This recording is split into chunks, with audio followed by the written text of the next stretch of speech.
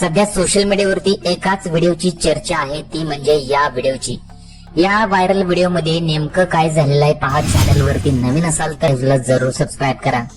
एक व्यक्ती या व्हिडिओमध्ये सिलेंडर उचलतोय, सिलेंडर पोहोचवण्याचं काम करतोय, परंतु हा व्यक्ती कोण आहे तुम्हाला माहित आहे का?